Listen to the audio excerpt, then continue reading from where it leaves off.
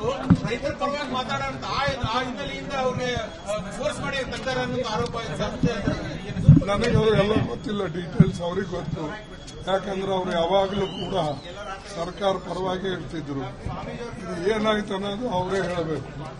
ಯಾಕಂದ್ರೆ ನಮಗೆ ಅನೇಕ ರೈತರ ಸಮಸ್ಯೆಗಳಾಗಲಿ, ಬಡವರ ಸಮಸ್ಯೆಗಳಾಗಲಿ ಮತ್ತು ಅಂತಾರಾಷ್ಟ್ರೀಯ ಸಮಸ್ಯೆಗಳು ಮತ್ತು ಫಾರಿನ್ ಪಾಲಿಸಿ ಮೇಲೆ ಮಾತಾಡಕ್ಕೂ ಅವರು ನಮಗಂತೂ ಅವಕಾಶ ಕೊಡ್ತಿರಲಿಲ್ಲ.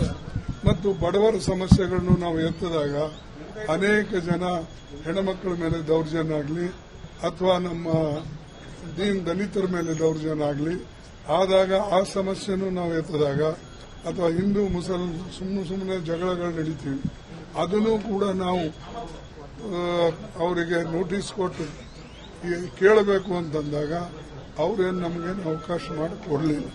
ಈಗ ಅವರು ಅದು ಹೇಳ್ಕೋತಾರಂದ್ರೆ ಇದು ಅವರು ಮತ್ತು ಮೋದಿ ಮಧ್ಯದಾಗಿದೆ ಹೊರತಾಗಿ ನಮಗೇನು ಅದ್ರ ಬಗ್ಗೆ ಅವೆಲ್ಲ ಈಗ ಹೇಳಂಗಿಲ್ಲ, ನಂತರ ಹೇಳ.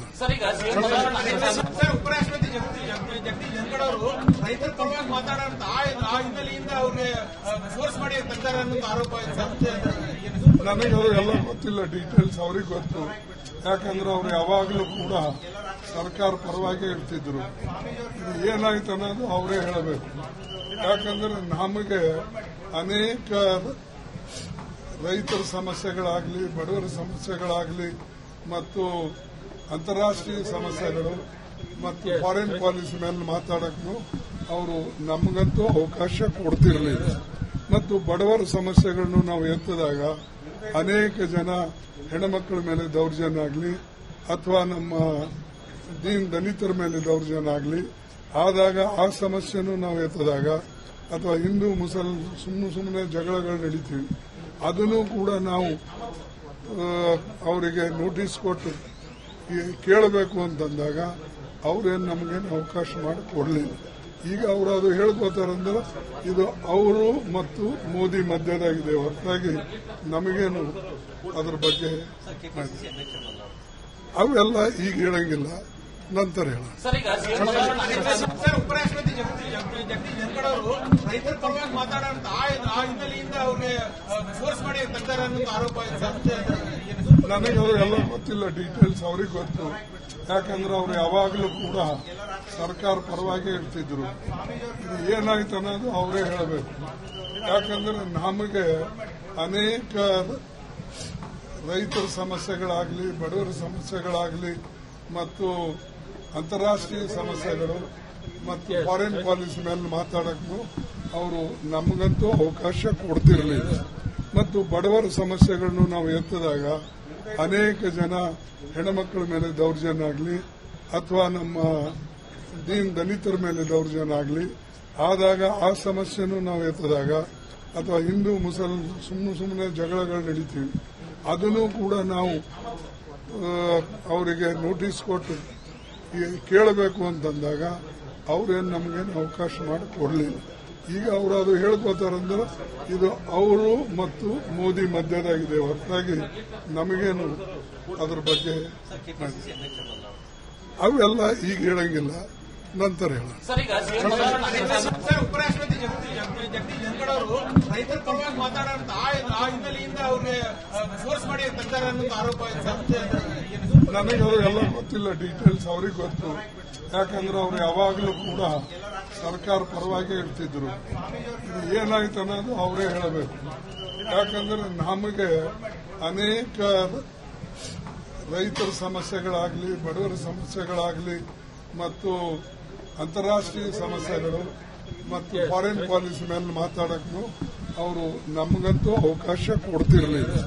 ಮತ್ತು ಬಡವರ ಸಮಸ್ಯೆಗಳನ್ನು ನಾವು ಎತ್ತಿದಾಗ ಅನೇಕ ಜನ ಹೆಣ್ಮಕ್ಳ ಮೇಲೆ ದೌರ್ಜನ್ಯ ಆಗಲಿ ಅಥವಾ ನಮ್ಮ ದಲಿತರ ಮೇಲೆ ದೌರ್ಜನ್ಯ ಆಗಲಿ ಆದಾಗ ಆ ಸಮಸ್ಯೆನೂ ನಾವು ಎತ್ತಿದಾಗ ಅಥವಾ ಹಿಂದೂ ಮುಸಲ್ ಸುಮ್ಮನೆ ಜಗಳಗಳು ನಡೀತೀವಿ, ಅದನ್ನು ಕೂಡ ನಾವು ಅವರಿಗೆ ನೋಟಿಸ್ ಕೊಟ್ಟು ಕೇಳಬೇಕು ಅಂತಂದಾಗ ಅವ್ರೇನು ನಮಗೇನು ಅವಕಾಶ ಮಾಡಿ ಕೊಡಲಿಲ್ಲ. ಈಗ ಅವರು ಅದು ಹೇಳ್ಕೋತಾರಂದ್ರೆ ಇದು ಅವರು ಮತ್ತು ಮೋದಿ ಮಧ್ಯದಾಗಿದೆ ಹೊರತಾಗಿ ನಮಗೇನು ಅದ್ರ ಬಗ್ಗೆ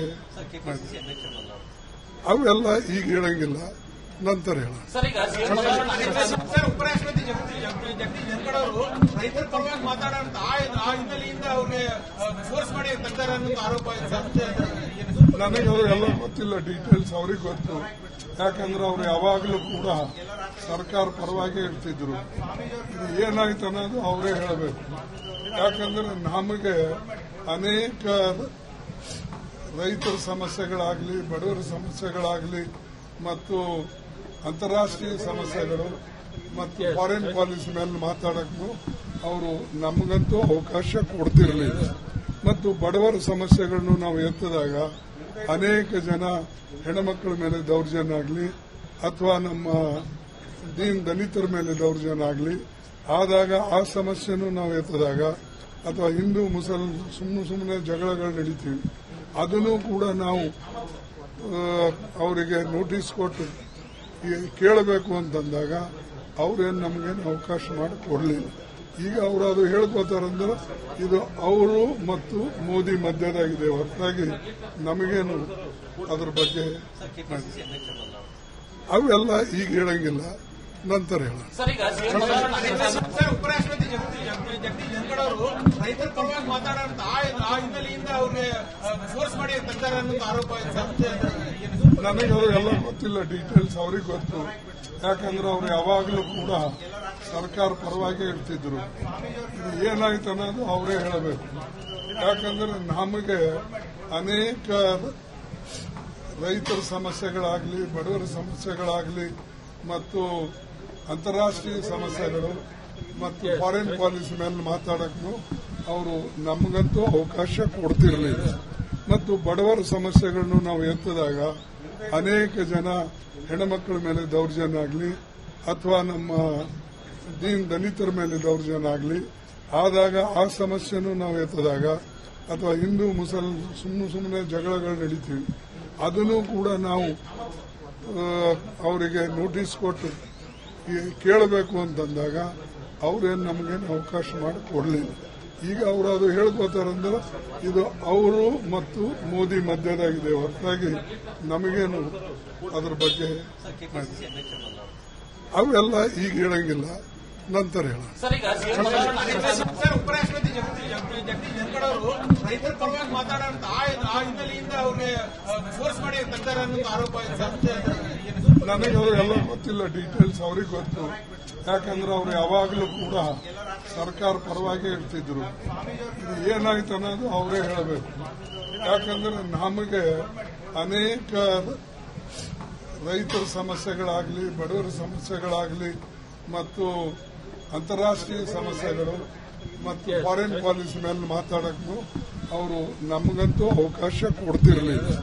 ಮತ್ತು ಬಡವರ ಸಮಸ್ಯೆಗಳನ್ನು ನಾವು ಎತ್ತಿದಾಗ ಅನೇಕ ಜನ ಹೆಣ್ಣುಮಕ್ಕಳ ಮೇಲೆ ದೌರ್ಜನ್ಯ ಆಗಲಿ ಅಥವಾ ನಮ್ಮ ದಲಿತರ ಮೇಲೆ ದೌರ್ಜನ್ಯ ಆಗಲಿ ಆದಾಗ ಆ ಸಮಸ್ಯೆನೂ ನಾವು ಎತ್ತಿದಾಗ ಅಥವಾ ಹಿಂದೂ ಮುಸಲ್ಮಾನ್ ಸುಮ್ಮನೆ ಜಗಳಗಳು ನಡೀತೀವಿ, ಅದನ್ನು ಕೂಡ ನಾವು ಅವರಿಗೆ ನೋಟಿಸ್ ಕೊಟ್ಟು ಕೇಳಬೇಕು ಅಂತಂದಾಗ ಅವ್ರೇನು ನಮಗೇನು ಅವಕಾಶ ಮಾಡಿ ಕೊಡಲಿಲ್ಲ.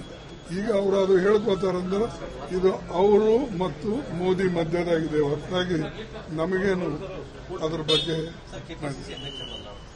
ಅವೆಲ್ಲ ಈಗ ಹೇಳಂಗಿಲ್ಲ, ನಂತರ ಹೇಳ.